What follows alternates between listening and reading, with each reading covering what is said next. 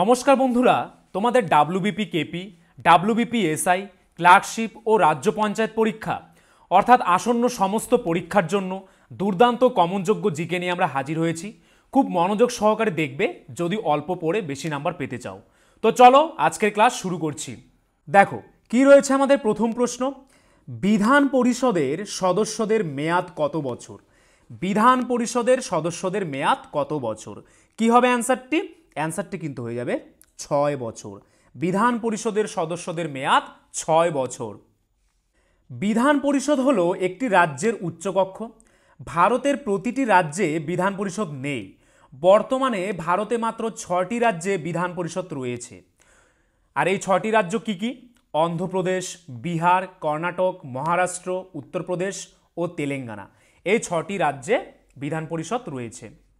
Next question কি রয়েছে দেখো, হাইটেক সিটি কোন শহরকে বলা হয়?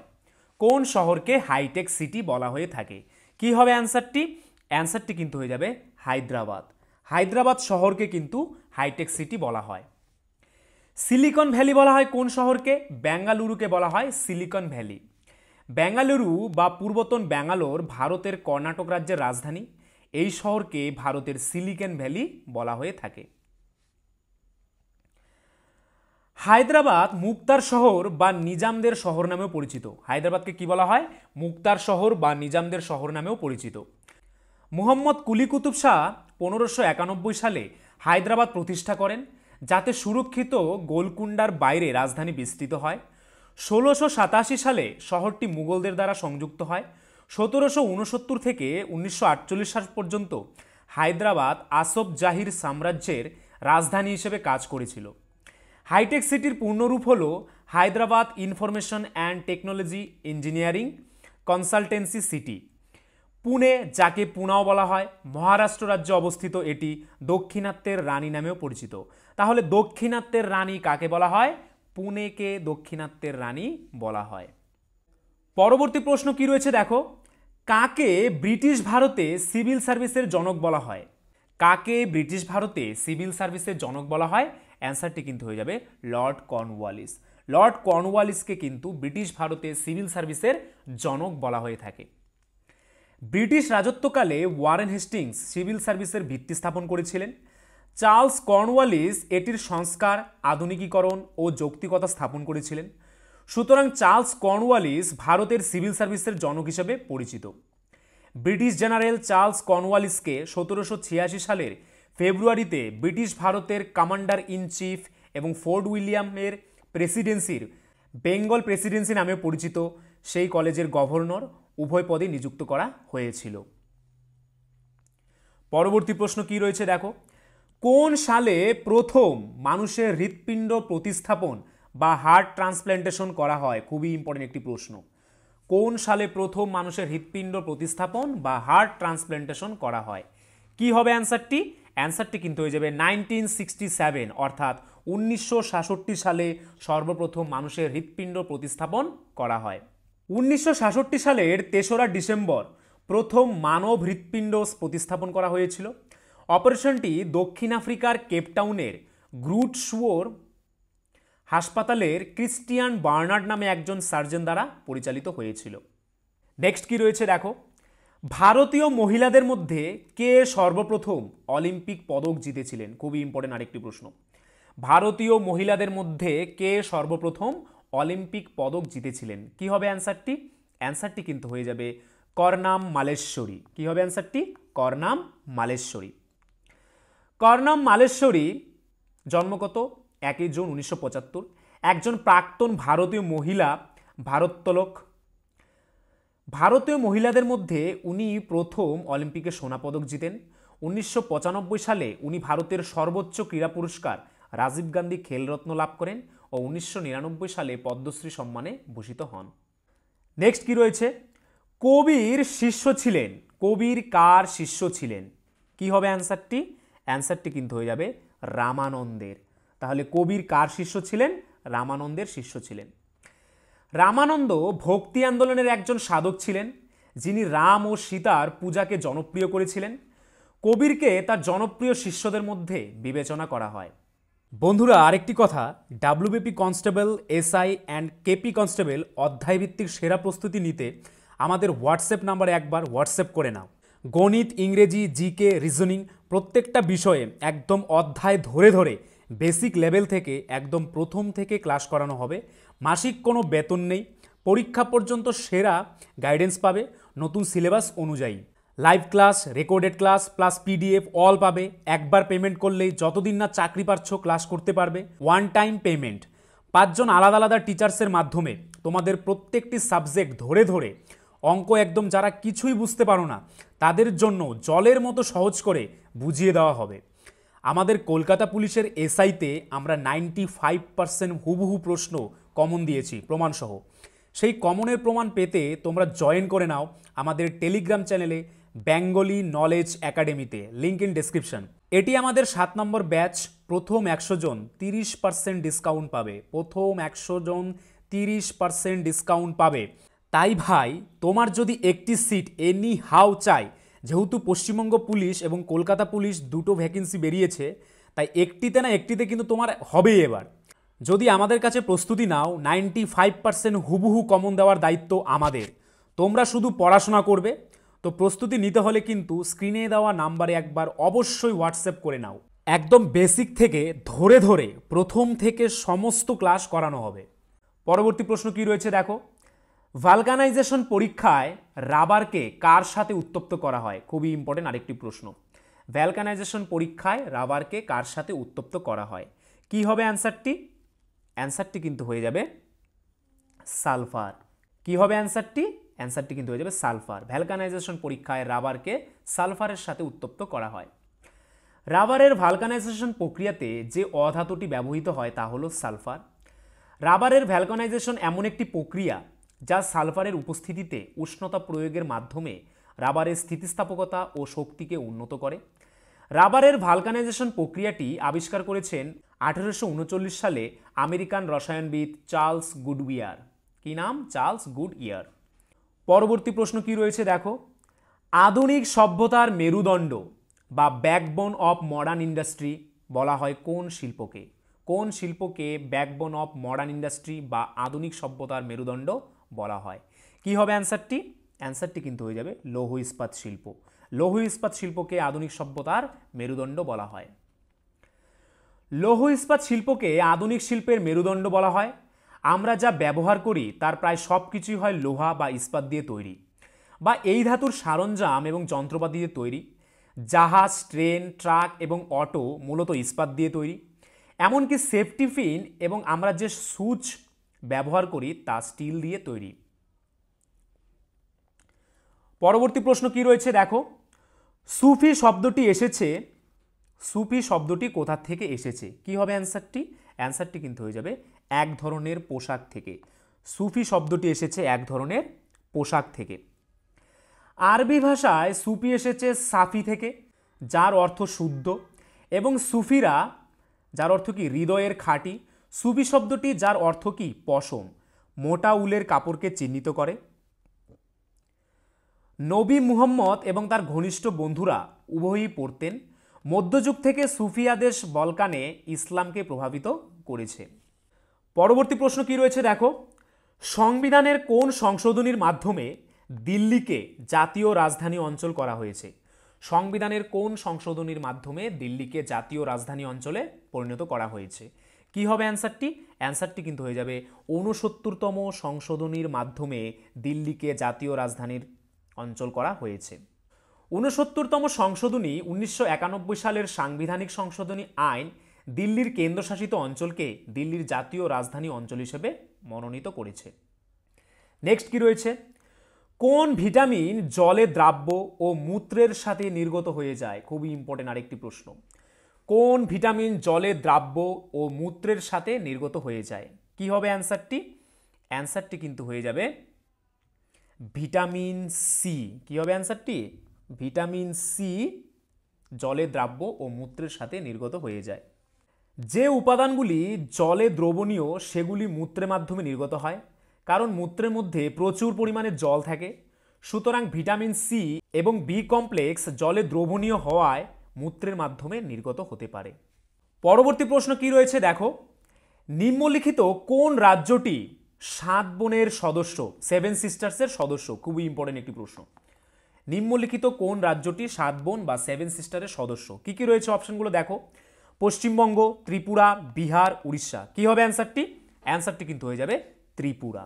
ত্রিপুরা হচ্ছে 7 বোন বা 7 সিস্টারের সদস্য। উত্তর থেকে দক্ষিণে ভারতের 7 বোন বা 7 সিস্টার রাজ্যগুলি হলো কি কি? অরুণাচল প্রদেশ, আসাম, মেঘালয়, নাগাল্যান্ড, মণিপুর, ত্রিপুরা ও মিজোরাম।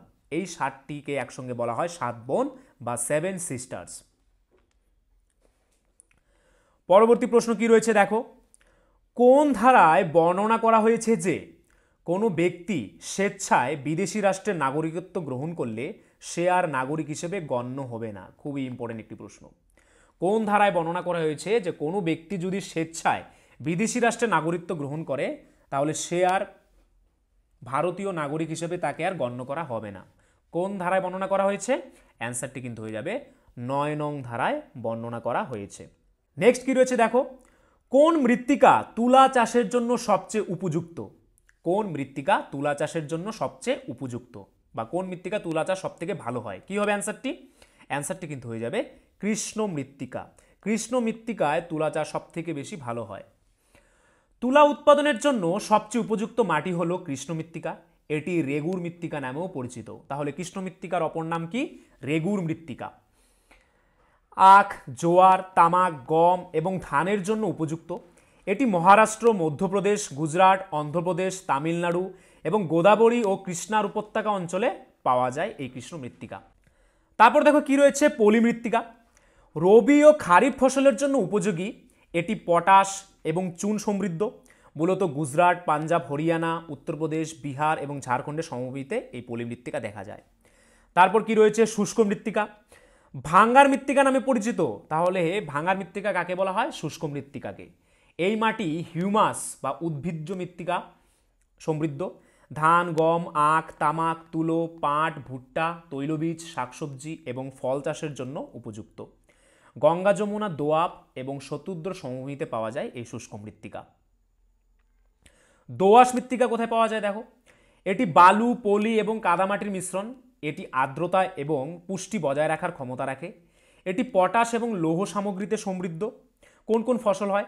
গম, ধান, আখ, ডাল চাষের জন্য উপযুক্ত। কোথায় কোথায় পাওয়া যায়? দাক্ষিণাত্য মালভূমি, ওড়িশা, ছত্তিশগড়ের পূর্ব এবং দক্ষিণ অংশ এবং মধ্য গাঙ্গেয় সমভূমির দুর্লভ অংশে পাওয়া যায় এই দোআঁশ মৃত্তিকা। নেক্সট কি রয়েছে দেখো, জাঠ উপজাতির প্লেটো কাকে বলা হয়? কাকে জাঠ উপজাতির প্লেটো বলা হয়? কি হবে অ্যান্সারটি? অ্যান্সারটি কিন্তু হয়ে যাবে সুরজমল। সুরজমলকে কিন্তু জাঠ উপজাতির প্লেটো বলা হয়। সজীব কোষ কে প্রথম আবিষ্কার করেন? খুবই ইম্পর্টেন্ট একটি প্রশ্ন। কে সর্বপ্রথম সজীব কোষ আবিষ্কার করেন? কি হবে অ্যান্সারটি? অ্যান্সারটি কিন্তু হয়ে যাবে লিউয়েন হক। লিউয়েন হক সর্বপ্রথম সজীব কোষ আবিষ্কার করেন। 1674 সালে উন্নত অণুবীক্ষণ যন্ত্রের সাহায্যে পুকুরের পানিতে মুক্ত জীবন্ত শৈবাল স্পিরোগাইরা কোষ আবিষ্কার করেন। জীবন্ত কোষ প্রথম আবিষ্কার করেন অ্যান্টনি ভ্যান লিউয়েনহক। তিনি জীবিত কোষগুলি পর্যবেক্ষণ করেছিলেন এবং তাদের প্রাণী বলে অভিহিত করেছিলেন। কিছু ছোট প্রাণীকে এখন ব্যাকটেরিয়া বলা হয়। সর্বপ্রথম কোষ আবিষ্কার করেন কে? Robert Hooke. কত সালে? 1665 সালে। সর্বপ্রথম কোষ আবিষ্কার করেন রবার্ট হুক এবং সর্বপ্রথম সজীব কোষ আবিষ্কার করেন লিউয়েন হক। গোলাবে না কিন্তু, দুটো আলাদা, একটা কোষ একটা সজীব কোষ। পরবর্তী প্রশ্ন কি রয়েছে দেখো, সিমেন্টের মূল উপাদান কোনটি? সিমেন্টের মূল উপাদান কোনটি? কি হবে অ্যান্সারটি? অ্যান্সারটি কিন্তু হয়ে যাবে লাইমস্টোন বা একে বাংলায় কি বলা হয়? চুনা পাথর। তাহলে সিমেন্টের মূল উপাদান কি? লাইমস্টোন বা চুনা পাথর। চুনা পাথর হলো সিমেন্টের প্রধান উপাদান। চুনা পাথর প্রকৃতভাবে পৃথিবীতে পাওয়া যায় এমন একটি পলল ঘটিত শিলা। চুনা পাথরের শিলাটিতে মূলত ক্যালসিয়াম কার্বনেট অর্থাৎ CaCO3 থাকে। পরবর্তী প্রশ্ন কি রয়েছে দেখো, ভারতের রেল বাজেট কোন বাজেটের অংশ? ভারতের রেল বাজেট কোন বাজেটের অংশ? অর্থনীতি থেকে একটি প্রশ্ন। কি হবে অ্যান্সারটি? অ্যান্সারটি কিন্তু হয়ে যাবে কেন্দ্রীয় বাজেটের একটি অংশ। ভারতের রেল বাজেট হচ্ছে কেন্দ্রীয় বাজেটের একটি অংশ। নেক্সট কি রয়েছে দেখো, মিয়া মল্লার রাগটি কে সৃষ্টি করেছেন?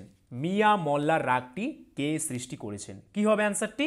অ্যান্সারটি কিন্তু হয়ে যাবে তানসেন। তানসেন মিয়া মল্লার রাগটি সৃষ্টি করেছেন। 16শো শতাব্দীতে সঙ্গীত সম্রাট মিয়া তানসেন এই রাগটি অনবদ্যভাবে বানিয়েছিলেন। মিয়াকি মল্লার একটি বর্ষাকালের রাগ, এটি মূলত বর্ষাকে আবাহন করে পৃথিবীকে সিক্ত করে শস্য শ্যামলা করে তোলবার জন্য গাওয়া হয়ে থাকে। তারপর দেখো মীরাবাই গেয়েছিলেন।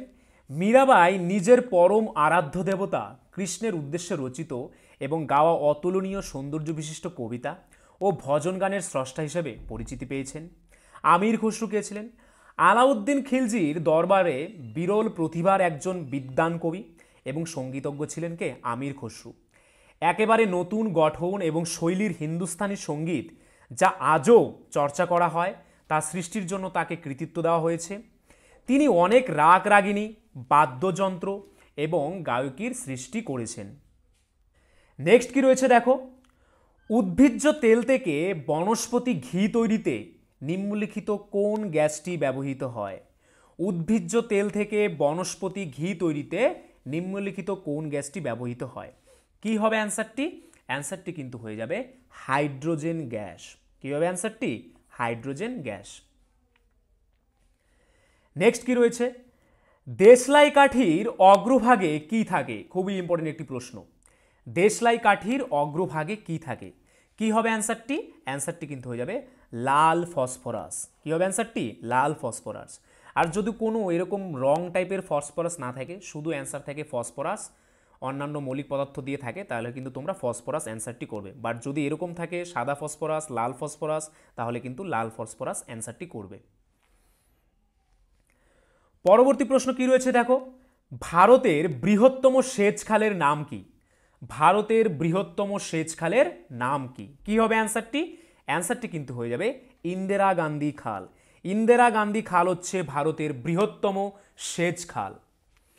ইন্দিরা গান্ধী খালটি 649 কিলোমিটার দীর্ঘ এবং রাজস্থান ফিডার খাল এবং রাজস্থানের প্রধান খাল নিয়ে গঠিত এবং পাঞ্জাব ও হরিয়ানায় 166 কিলোমিটার এবং রাজস্থানে 492 কিলোমিটার পর্যন্ত প্রবাহিত হয় এই ইন্দিরা গান্ধী খাল। নেক্সট কি রয়েছে দেখো, রক্ত কি ধরনের কলার উদাহরণ? রক্ত একটি কি ধরনের কলার উদাহরণ? কি হবে অ্যান্সারটি? অ্যান্সারটি কিন্তু হয়ে যাবে যোজক কলা। রক্ত হচ্ছে একটি যোজক কলার উদাহরণ। যোজক কলা কি দেখো, এটি এক ধরনের জৈবিক কলা যা শরীরের বিভিন্ন ধরনের কলা এবং অঙ্গকে সমর্থন করে, সংযোগ করে বা আলাদা করে। টেন্ডন, লিগামেন্ট, তরুণাস্থি, হাড় রক্তের উদাহরণ। পেশি কলা কি দেখো, পেশি কলা একটি নরম কলা যা পেশি গঠন করে, মাসেল গঠন করে। কঙ্কাল পেশি একটি ঐচ্ছিক পেশি, হৃৎপেশি একটি অনৈচ্ছিক পেশির উদাহরণ। তাহলে পরীক্ষা যদি আসে যে একটি ঐচ্ছিক পেশির উদাহরণ কি, সেটা হয়ে যাবে কঙ্কাল পেশি, আর যদি আসে একটি অনৈচ্ছিক পেশির উদাহরণ কি, সেটা হবে হৃৎপেশি। পরবর্তী প্রশ্ন কি রয়েছে দেখো, অ্যাসিড ও অ্যালকোহলের মধ্যবর্তী বিক্রিয়াকে কি বলে? অ্যাসিড ও অ্যালকোহলের মধ্যবর্তী বিক্রিয়াকে কি বলা হয়? কি হবে অ্যান্সারটি? অ্যান্সারটি কিন্তু হয়ে যাবে এস্টারিফিকেশন। কি বলা হয়? এস্টারিফিকেশন। কোন শিলাকে প্লুটোনিক শিলা বলা হয়? কোন শিলাকে প্লুটোনিক শিলা বলা হয়? কি হবে অ্যান্সারটি? অ্যান্সারটি কিন্তু হয়ে যাবে গ্রানাইট। গ্রানাইট শিলাকে কিন্তু প্লুটোনিক শিলা বলা হয়ে থাকে। প্লুটোনিক শিলা কোনটি? যখন ম্যাগমা কখনোই পৃষ্ঠে না পৌঁছায়, অর্থাৎ ভূপৃষ্ঠে না পৌঁছায় এবং শীতল হয়ে প্রলম্বিত ভূমিরূপ, ডাইক, সিল ইত্যাদি তৈরি করে, ফলস্বরূপ উদ্ভূত শিলাগুলিকে প্লুটোনিক বলে। গ্রানাইট একটি প্লুটোনিক শিলার উদাহরণ। ভলকেনিক শিলা কোনগুলো? আগ্নেয়গিরির অগ্নুৎপাতের সময় ম্যাগমা যখন ভূপৃষ্ঠে পৌঁছায় তখন সেখানে তৈরি হওয়া শিলাগুলিকে লাভা বা ভলকেনিক শিলা বলে। নেক্সট কি রয়েছে, কম্পিউটারে আইসি বলতে কি বোঝায়? কম্পিউটারে আইসি বলতে কি বোঝায়? কি হবে অ্যান্সারটি? অ্যান্সারটি কিন্তু হয়ে যাবে ইন্টিগ্রেটেড সার্কিটস। কি হবে অ্যান্সারটি? Integrated circuits. আইসি বলতে কি বোঝায়? Integrated circuits. নেক্সট কি রয়েছে, 1857 সালের বিদ্রোহে কোন ভারতীয় শাসক বন্দী হয়েছিলেন? 1857 সালের বিদ্রোহে কোন ভারতীয় শাসক বন্দী হয়েছিলেন? কি হবে অ্যান্সারটি? অ্যান্সারটি কিন্তু হয়ে যাবে বাহাদুর শাহ জাফর। বাহাদুর শাহ জাফর 1857 সালের বিদ্রোহে বন্দী হয়েছিলেন। বাহাদুর শাহ দ্বিতীয় বা বাহাদুর শাহ জাফর, জাফর তার উপাধি, ছিলেন শেষ মুঘল সম্রাট। 1857 সালের বিদ্রোহে তাকে ভারতের সম্রাট ঘোষণা করার নিরর্থক প্রচেষ্টা করেছিল। তিনি ইংরেজদের দ্বারা বন্দী হন এবং রেঙ্গুনে প্রেরণ করেন, যেখানে তিনি 1862 সালে মারা যান। নেক্সট কি রয়েছে দেখো, কার নামে রমন ম্যাগসেসে পুরস্কার দেওয়া হয়? কার নামে রমন ম্যাগসেসে পুরস্কার দেওয়া হয়? কি হবে অ্যান্সারটি? অ্যান্সারটি কিন্তু হয়ে যাবে ফিলিপিন্সের প্রাক্তন রাষ্ট্রপতির নাম অনুসারে কিন্তু রমন ম্যাগসেসে পুরস্কার দেওয়া হয়। পরবর্তী প্রশ্ন কি রয়েছে, RAF, র্যাফ এর পুরো কথাটি হলো বা র্যাফের ফুল ফর্ম কি? কি হবে অ্যান্সারটি? অ্যান্সারটি কিন্তু হয়ে যাবে র্যাপিড অ্যাকশন ফোর্স। তাহলে র্যাপের ফুল ফর্ম কি? Rapid action force. Rapid action force বা RAF হলো ভারতের কেন্দ্রীয় রিজার্ভ পুলিশ ফোর্সের একটি বিশেষায়িত দ্রুত প্রতিক্রিয়া শাখা, যা দাঙ্গা এবং ভিড় নিয়ন্ত্রণ পরিস্থিতি মোকাবেলা করার জন্য প্রতিষ্ঠিত। পরবর্তী প্রশ্ন কি রয়েছে দেখো, শিকাগো ধর্ম সম্মেলন অনুষ্ঠিত হয় কবে? কবে শিকাগো ধর্ম সম্মেলন অনুষ্ঠিত হয়? কি হবে অ্যান্সারটি? অ্যান্সারটি কিন্তু হয়ে যাবে মে 1893, অর্থাৎ 1893 সালের মে মাসে শিকাগো ধর্ম সম্মেলন অনুষ্ঠিত হয়েছিল। স্বামী বিবেকানন্দ 1893 খ্রিস্টাব্দে শিকাগোয় অনুষ্ঠিত বিশ্বধর্ম মহাসম্মেলনে ভারত এবং হিন্দু ধর্মের প্রতিনিধিত্ব করেছিলেন। 1893 খ্রিস্টাব্দের 11 থেকে 27 সেপ্টেম্বর পর্যন্ত অনুষ্ঠিত এই মহাসম্মেলনটি ছিল বিশ্বের প্রথম ধর্মীয় মহাসম্মেলন। সমগ্র বিশ্ব থেকে প্রতিনিধিরা এই মহাসম্মেলনে যোগদান করেছিলেন। তো বন্ধুরা, এই ছিল আজকের ভিডিও। তো তোমরা যদি আমাদের চ্যানেলে নতুন হয়ে থাকো, আমাদের চ্যানেলটিকে অবশ্যই সাবস্ক্রাইব করে নোটিফিকেশন অল করে রাখবে। তার পাশাপাশি তোমরা যদি আমাদের পুলিশের ব্যাচে অ্যাডমিশন নিতে চাও, আমাদের স্ক্রিনে দেওয়া নাম্বারে একবার অবশ্যই হোয়াটসঅ্যাপ করে নেবে। আর আজকের ভিডিওর যদি PDF পেতে চাও, তাহলে আমাদের টেলিগ্রাম চ্যানেলে জয়েন করে নাও, বেঙ্গলি নলেজ একাডেমি এই চ্যানেলে, যেটি এই ভিডিও ডেসক্রিপশনে দেওয়া রয়েছে। তাহলে চলো, আজকের জন্য এতটুকুই। সবাইকে অসংখ্য ধন্যবাদ। বন্ধুরা, আরেকটি কথা, WBP constable, SI and KP constable অধ্যায়ভিত্তিক সেরা প্রস্তুতি নিতে আমাদের হোয়াটসঅ্যাপ নাম্বারে একবার হোয়াটসঅ্যাপ করে নাও। গণিত, ইংরেজি, GK, রিজনিং প্রত্যেকটা বিষয়ে একদম অধ্যায় ধরে ধরে বেসিক লেভেল থেকে একদম প্রথম থেকে ক্লাস করানো হবে। মাসিক কোনো বেতন নেই, পরীক্ষা পর্যন্ত সেরা গাইডেন্স পাবে নতুন সিলেবাস অনুযায়ী। Live class, recorded class plus PDF all পাবে। একবার পেমেন্ট করলেই যতদিন না চাকরি পাচ্ছ ক্লাস করতে পারবে। One time payment. 5 জন আলাদা আলাদা টিচার্সের মাধ্যমে তোমাদের প্রত্যেকটি সাবজেক্ট ধরে ধরে অঙ্ক একদম যারা কিছুই বুঝতে পারো না তাদের জন্য জলের মতো সহজ করে বুঝিয়ে দেওয়া হবে। আমাদের কলকাতা পুলিশের SIতে আমরা 95% হুবহু প্রশ্ন কমন দিয়েছি প্রমাণসহ। সেই কমনের প্রমাণ পেতে তোমরা জয়েন করে নাও আমাদের টেলিগ্রাম চ্যানেলে বেঙ্গলি নলেজ একাডেমিতে, লিঙ্ক ইন ডেসক্রিপশন। এটি আমাদের 7 নম্বর ব্যাচ। প্রথম 100 জন 30% ডিসকাউন্ট পাবে। প্রথম 100 জন 30% ডিসকাউন্ট পাবে। তাই ভাই, তোমার যদি একটি সিট এনি হাউ চাই, যেহেতু পশ্চিমবঙ্গ পুলিশ এবং কলকাতা পুলিশ দুটো ভ্যাকেন্সি বেরিয়েছে, তাই একটিতে না একটিতে কিন্তু তোমার হবেই এবার। যদি আমাদের কাছে প্রস্তুতি নাও, 95% হুবহু কমন দেওয়ার দায়িত্ব আমাদের। তোমরা শুধু পড়াশোনা করবে। তো প্রস্তুতি নিতে হলে কিন্তু স্ক্রিনে দেওয়া নাম্বারে একবার অবশ্যই হোয়াটসঅ্যাপ করে নাও। একদম বেসিক থেকে ধরে ধরে প্রথম থেকে সমস্ত ক্লাস করানো হবে।